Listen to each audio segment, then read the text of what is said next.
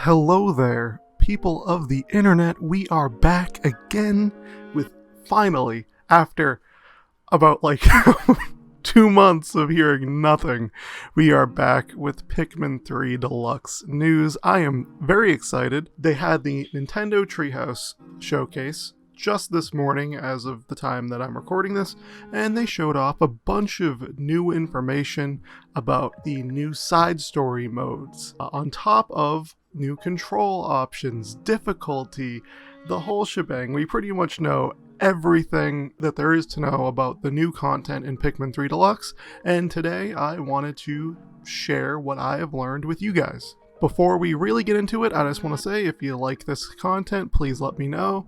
Drop a like on the video, and if you want to keep up to date with more Pikmin related stuff, Pikmin 3 Deluxe related stuff as well, please consider subscribing to the channel, because I am 100% going to be playing through this game live once it comes out on October 30th. With all of this said, let's first talk about some of the smaller new details we learned regarding Pikmin 3 Deluxe's control options, the hint system, and the Picklepedia.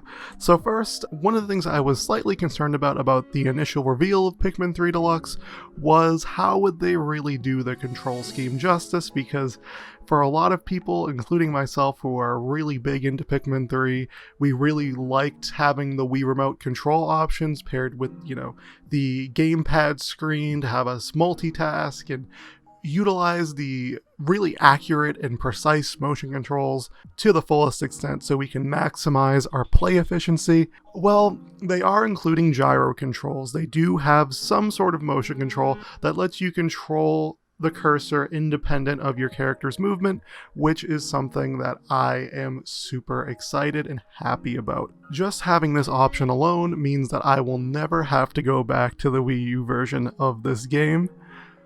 But one of the things that had me concerned initially and still has me wondering about the state of its inclusion is the Copad. So now I'm pretty positive that we still have the ability to control and send our captains places while we do things throughout the day on the Copad. I just don't think that they had the capability of showing it for a few reasons that I'll mention a little later on. Primarily because they were playing through the story mode in this the two-player co-op, which I think for speedrunning will definitely be the preferred way to play through Pikmin 3 Deluxe in terms of speedrunning.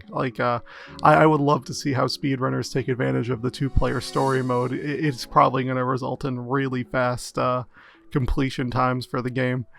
Moving on to the next little bit of new information we learned. I guess it's kind of new, though if you guys saw the last video that I posted on Pikmin 3 Deluxe, you know that I kind of found this in a little promotional image on GameStop. Now, there are arrows that show you in the direction that you need to go through the new hint system. So if people get lost, the arrows will literally guide them to their next objective, so they don't, aimlessly walk around and lose track of things that they're doing. I think this will be very helpful to newer players, people who, really aren't familiar with the world of the Pikmin, which I just want to point this out. This live stream was kind of rough to watch, guys. I did it for you because a lot of what they were talking about and showing off is like, okay, if anyone has ever touched a Pikmin game before, they know what they're talking about. They're kind of pointing out the most obvious thing, but I guess this really wasn't aimed for people like me. This was aimed for the myriad of people who have never been exposed to Pikmin before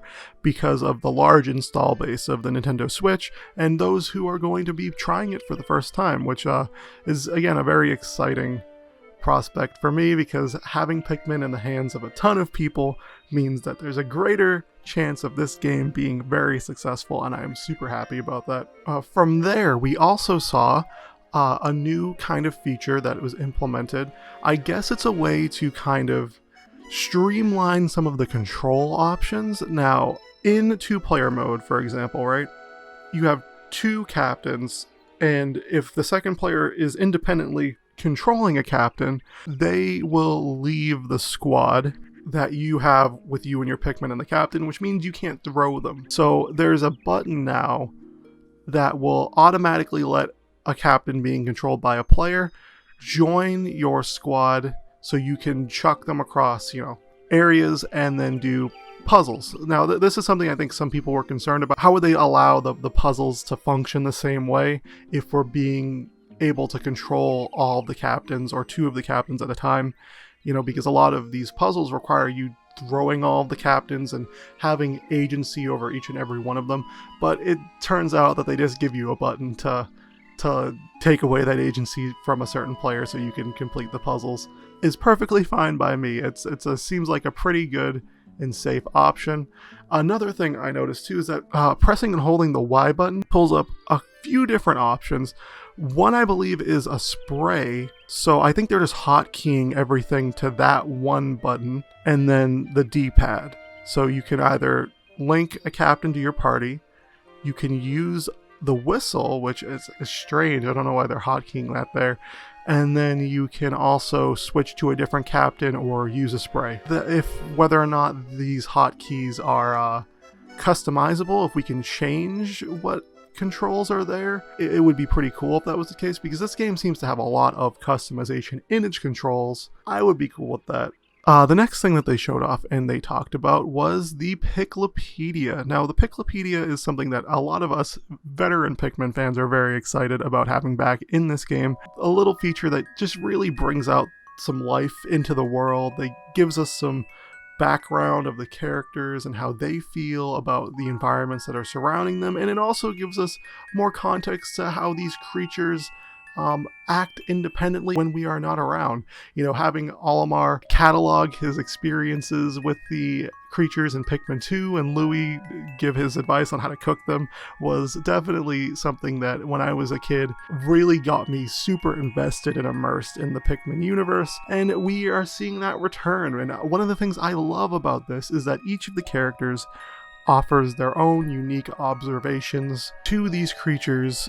Their applications of them are dependent on their own personalities, which I like, but it doesn't seem to be as rigid as Pikmin 2's Picklepedia was, where Olimar purely had scientific data for his catalogs of creatures and Louis had cooking lessons for his. It seems like they're offering their own distinct takes every single time, so you kind of have something new to read every time you look through a new enemy or object in the Picklepedia, which is pretty cool. I like that. I like that they're keeping it varied, I guess is the best way to put it. So with that said, that's pretty much all of the stuff they showed off that was the smaller bits of new features that were included in this Pikmin 3 Deluxe showcase. But one of the big things that they announced officially was that, oh my god guys, get ready for it, get ready. There's not going to be only one harder difficulty, there are going to be 2 harder difficulties. Now, this is funny because a lot of you guys in the comments were like, oh, this is Nintendo, they're only gonna do an easy mode and probably a super easy mode, or there's not going to be a hard mode, they're just going to make it easier for people. Y'all were wrong, and you shouldn't ever try to predict Nintendo, because this company does whatever they want. And apparently now we're going to get a hard mode and an ultra spicy super difficult mode. Now, we don't know much about the hard mode, but there are 2 things we can surmise based on what has been said by the Treehouse members about the ultra spicy mode. The first thing that was mentioned was that you can only have 60 Pikmin on the field at once, which is already, I like that. I like that limitation, because that forces us to really ration out our Pikmin supply and utilize them for specific tasks each day or at specific periods of time. One of the other members mentioned as an introduction, but they didn't say it outright, I think because maybe they weren't supposed to, but he said it anyway, was that, oh, we mentioned the time of day and a limit there, and he said, oh yeah, we should talk about the new difficulty modes then. So they didn't explicitly mention this, but it was implied that there will be tighter time restraints. Whether that means there is less time in the day to complete tasks, maybe it goes from 13 minutes to 8 minutes or 6 minutes, or maybe they really finally re-implemented the 30-day time limit, or even stricter day time limit from Pikmin 1.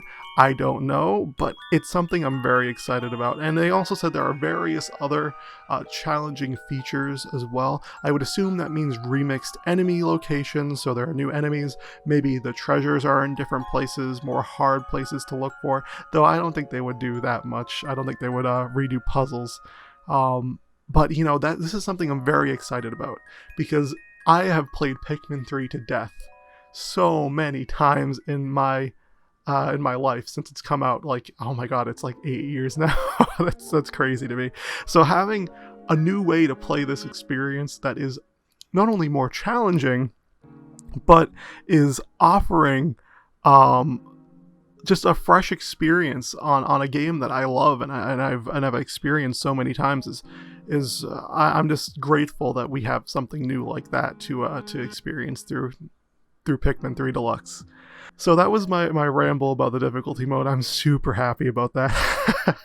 And next we're going to talk about the big thing that they showed off today, and that is the Olimar and Louis side stories. Now, there are a few things to note that I observed with the Olimar and Louis side stories. The first thing is that they are quite literally reusing the secret cutscenes from the Wii U. So if you guys remember, if you collected the codes in the map in an individual playthrough of Pikmin 3 on the Wii U, you would be able to get a code that, if you go directly to the website from the Wii U gamepad, would unlock cutscenes in which Olimar kind of shows off how he was behaving initially in Pikmin 3 before he kind of got stranded on the planet and Louis separated from him. And these cutscenes are one for one ripped into the side story mode. I should have expected it. I shouldn't have expected Nintendo to actually put like new content in this game. But I suppose it does make sense in some regards, right? Though maybe I'm jumping the gun in saying this, because there are a few things to note of that at least I noticed in this gameplay footage. First of all, there's new music, or at least music that was unused from Pikmin 3. The song that was playing during this side story mode is completely different from any of the songs that I think we've heard in Pikmin 3 before. At least I've never heard it. Data miners may have found an unused song, the old Wii U game, but this song definitely sounds new to me. As well as that, this mode has a number of really strange changes. So it seems to be this glorified challenge mode is the best way I could put the side story mode. It is an in-between of the main story, but also a challenge mode kind of approach to the main story. So you have 12 minutes, at least in this mission specifically, to go around the distant tundra map and collect as many fruits and gold nuggets for the president, who we finally got to see. I love that. My boy has made a return as possible within this small amount of time. And it seems to be an increased challenge because you don't have access to the copad here, which means you can't send Louis off to do something while Olimar is doing one thing on a different side of the map. It's really restrictive in your kind of options and fluidity, and I kind of like that. I like that they're almost making it Pikmin 2-esque. What concerns me is that certain areas in Pikmin 3 did require you to use 3 captains to traverse over the landscape, so I'm imagining they're going to adjust some of those areas so that Olimar and Louis can traverse them without having to use or need or acquire a 3rd captain. Oh, and also, I should have mentioned this from the get-go, but you start with a certain amount of Pikmin on the field, but you can actually still sprout and plant more Pikmin for use later on. So the enemies that you collect aren't used as treasure, which will definitely help this mode, I feel, having the ability to choose what types of Pikmin you can use and customize the gameplay experience that way. One of the things we noticed in the prologue, at least, is that there are 4 days we have seen so far. I don't know if there are going to be more than that. It might be more, it might be less. We at least know that there are 4 separate days that you can experience. I think it's only going to be those 4 days. I think there were 5 Olimar video logs in the main Pikmin 3, so I would assume that there are going to be 5 days, or maybe 4 days, and then it ends with Olimar being captured by the Plasm Wraith at the very end. Now, the epilogue has me curious because we haven't seen anything from that. I'm hoping that is where all the brand new content comes from, right guys? Like if they have new maps, if they have a new location, or new events that play out. I would love to see that because new Pikmin content is so rare. It is super rare, and I just want new Pikmin content, guys. Not just, you know, the remixed reusing assets with new spins. I want brand new stuff, like brand new environments, whether they be unused environments, maybe from way back during pre-development of Pikmin 3, or, you know, anything like that. And just the idea that, you know, we can base our knowledge that they're reusing the cutscenes here. There have to be brand new cutscenes for the epilogue that maybe, hopefully, lead into Pikmin 4. Okay guys, I've been ranting about Pikmin 3 Deluxe news for a very long time now. The one thing I wanted to leave off for you is the bit of unfortunate news that Bingo Battle Mode is not going to be online. I think we kind of assumed this for the most part. Some of you guys were in the comments saying that it is going to be because the webpage lists that it's online, but I think that's purely for the leaderboards. Bingo Battle is going to be, you know, 2 people in a room only. Very, very, very sad day for Bingo Battle fans, including me. I wish Bingo Battle was online. Alas, Nintendo doesn't have enough faith in it, so maybe we'll get like a Pikmin Bingo Battle free Nintendo Switch Online game in the future. I don't know if Pikmin 3 Deluxe does good enough, maybe. In any case, thank you guys for watching. Pikmin 3 Deluxe comes out in a couple of weeks. I'm very excited, and I hope you guys are excited too. My next video will be covering the Hyrule Warriors Age of Calamity content that was shown off in this Treehouse event, so keep an eye out for that too. In any case, I will talk to you guys later.